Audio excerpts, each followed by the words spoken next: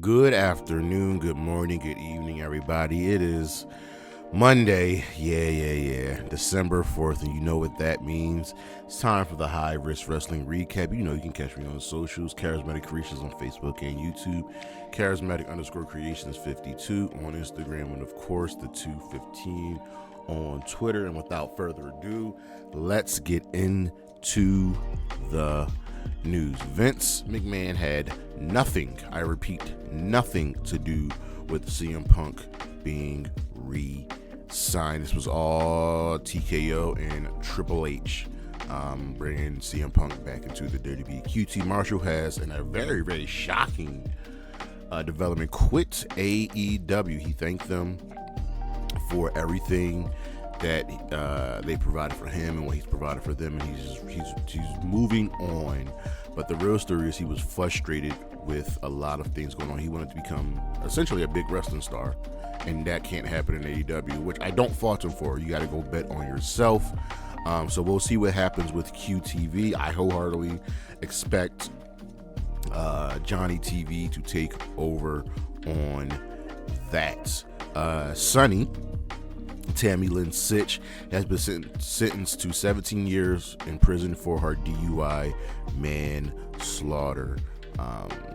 This was going on for about a year now with the trial and the arrest, but she will be sentenced to prison. This wouldn't have happened if she would have just stayed on probation, but she broke her probation. Being the Elite will now be called being the Dark Order. As you know, the Young Bucks have left being the Elite, and the Dark Order are taking over with being Elite, killing the business. Their new lawsuit has been filed against the WWE for their sale to TKO. It was called a sham sale process. To Endeavor. It was called a sham sale process, and this was filed in Delaware, as it states that Endeavor was using an unfair process that led to an unfair price. Will Ospreay has something special in his AEW contract. He is allowed to go and wrestle for New Japan anytime he wants. That's pretty it's pretty decent. We have a date and a location for Sting's last match at Revolution 2024. It will take place at Revolution in Greensboro, North Carolina, in a special arena that holds a very, very special place to Ric Flair and Sting in their history together. Their first match against each other was in 1988 in that same city. WWE has released Mackenzie Mitchell from her contract. She worked a long time for NXT. She is married to the other guy that works commentary. He's married to Vic Joseph in NXT. We will see what's next for her. Raw's most likely home, word on the street, is that they will be moving to FX when SmackDown moves to USA. Other people in the running were Netflix, USA, Amazon Prime, and even Warner Brothers Discovery. Julia Hart signed a new contract, our current TBS champion. She is a full-time member of the AEW roster. It's weird about when it was, but she never received the whole Julia Hart is all elites picture. On the injury side of things, Bandito will need another surgery on his wrist, so he will be out for a little bit much longer. And we got an update on Serena Deeb. She was actually having seizures. She put out a video on Instagram stating why she was away. She was having unprovoked. She had 3 of them actually, and it looks like she is better and looking for hope on the horizon. Takeshita, back to Bandito, was the reason that Bandito was hurt. Stuff that broken wish in their match on Rampage, but like I said before, he'll be out for a little bit longer. Chuck Taylor has been out with an undisclosed injury. Looks like it's not undisclosed. It's actually a foot injury. He's just been out for a while, and we'll see what happens with him. Jeff Hardy still suffering double vision after eye surgery. Kevin Owens is actually injured, fracturing his 4th and 5th metacarpal on SmackDown. Sheamus is getting ready to return from his shoulder injury, and Ricochet has stepped back in the ring after coming back from his concussion injury. But that's the news, and we shall be right back.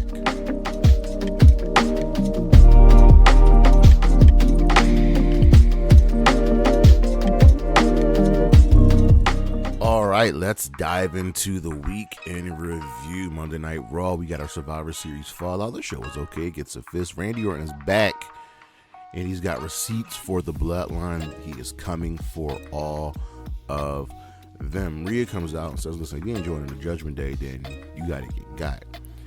And he tells Rhea, listen, mommy's always on top, but daddy is back. You know what I mean? JD and Dom try to attack Randy, but Randy gets the upper hand because it's Randy Orton. The Creed Brothers won a tag team gauntlet to earn a #1 contender, earn a title shot for the Undisputed Tag Team Championships. It started out with a DIY, who defeated the Alpha Academy and the Sher. Creed Brothers were next. They defeated DIY, the New Day, and Imperium.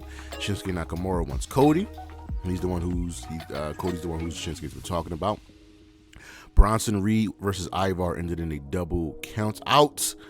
They fought a lot after the match, so let them fight. You know this is going to lead to a Viking Rules match. Shout out to Ivar with this little mini singles push, put on these banger matches, yo. You know what I mean? Nia Jax defeated Zoe Stark. Drew McIntyre won Seth. Says, listen, you're right. Listen, y'all got the upper hand. Judgment Day's plan didn't work, but I'm coming for the World Championship. And then he headbutted him, attacked him. Jay made the save. Backstage, Sammy confronted Drew, and they'll fight next week. Chelsea Green and Piper Neville retained the tag team championships against Tegan Nox and Natalya. Randy and Jay squash their beef, so no receipts for Jay Uso. Randy defeated Dominic Mysterio, and CM Punk came out and just said stuff at the end of the night. Yeah, that was Raw. Over on Dynamite, the C2 continues. The show gets a thumbs up. John Moxley defeated Jay Lethal, gained 3 points, and if Jay Lethal was always going to lose these matches, I would have much rather had Kyle Fletcher in here over Jay Lethal. Eddie Kingston won't back down, and Bryan Danielson aims to defeat Eddie Kingston. Ric Flair and Sting announced their last match, like we said. Sting's last match will be at Revolution in Greensboro, North Carolina. One of those Carolinas. Roosh defeated Mark Briscoe, gaining 3 points in the Continental Classic. Toni Storm isn't worried about defending her championship next week. MJF is hurt, but he says he will battle through. He's defeating the top names in this business. The Devil and his goons attack MJF, but Joe makes the save and accepts a tag match on behalf of Joe to take on 2 of the Devil's goons next week. Wardlow defeated AR Fox. Top Flight, and I'm including Darius Martin as a part of Top Flight now. So when I refer to Top Flight, I'm referring to the trio of Dante Martin, Darius Martin, and Action Andrade. They defeated Hardy Party, Matt and Jeff Hardy, and Isaiah Cassidy. Julia Hart retained the TBS Championship over Emi Sakura. Mariah May wants to prove herself and talk about her time in Stardom. Adam Copeland tells Christian essentially to go fuck yourself. Christian tried to pull back and apologize, and he brought up Edge's dead dad. Adam Copeland's dead dad, but they will be fighting next week for the TNT Championship. And in the main event, Swerve Strickland defeated Jay White, earning 3 points in the Continental Class. This was really good. It was just good. Good wrestling. Over on Impact, we had the IPFW show. It's when the wrestlers do this like fun throwback show as wrestlers in the 80s, and it was just cool. It was just good fun. Only Impact takes chances like this. I really like it. They just had fun. It was a blast. I really enjoyed it. Over on SmackDown, we had our Survivor Series Fallout show. Bianca, Shotzi, and Charlotte all want a shot at EO. Dempster comes out. I was like, listen, first of all, there was no Bailey with them, which, yeah, we're slowly going to be turning Bailey face, which I am all for it. It's also Bailey is hot is trending on Twitter because Bailey is hot. But back to SmackDown. Dakota, who I like, has become the mouthpiece for Damage Control tells Bianca, you lost twice to EO. You don't get another title shot. So if y'all want one, y'all got to go through all of us. They attack. The faces get the upper hand. Later, Bayley's like, why didn't nobody tell me y'all was going to be out there? And she's told not to show up for Kyrie's match. So we're building sympathy for Bayley already. Lashley defeated Butch, who hasn't talked to Sheamus in a minute. And Rich Holland left.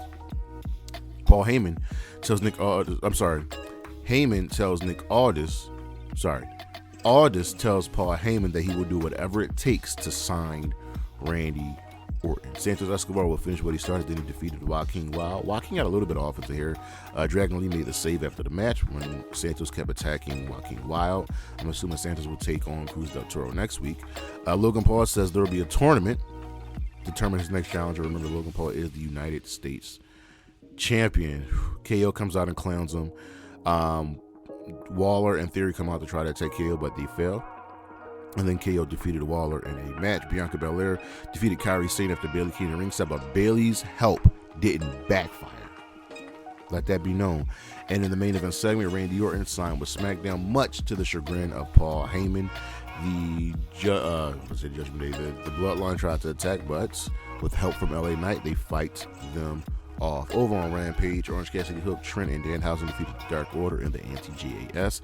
Anna, Jay, Saray, and Ruby have each other's backs, and Cool Hand Ann says he'll be there for their match. Flair and Sting have a little bit of fun in the ring. Karashida tries to rally the troops. Her team of Statlander and Sky Blue, because Sky's annoyed with Chris Statler for complaining about not getting pinned in their championship match. Don Callis family won a squash match.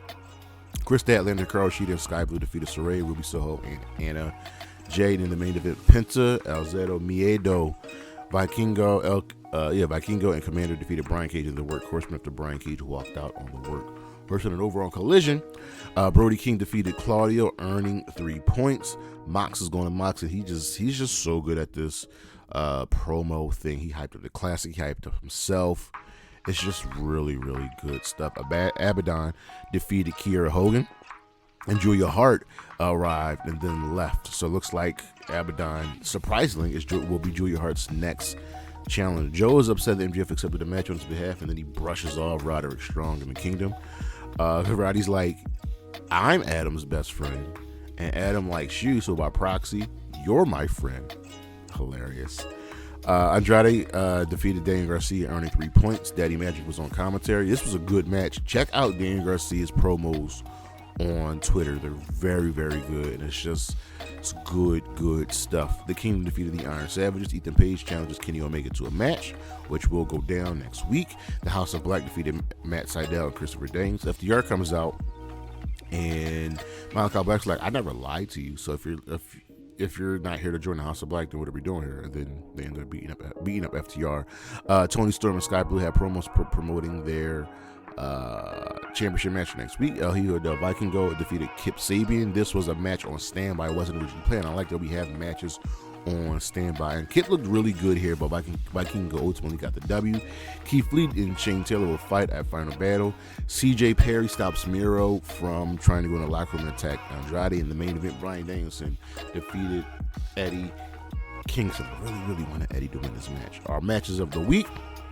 Not much to write home about from Monday Night Raw. We got the tag team Gauntlet to determine the number of contenders, which the Creed Brothers won. From Dynamite, Swerve Strickland versus Jay White. Collision, Andrade Alito versus Daniel Garcia, and Bryan Danielson versus Eddie Kingston. These are all Continental Classic matches, and our star of the week is none other than back-to-back weeks, Randy Orton.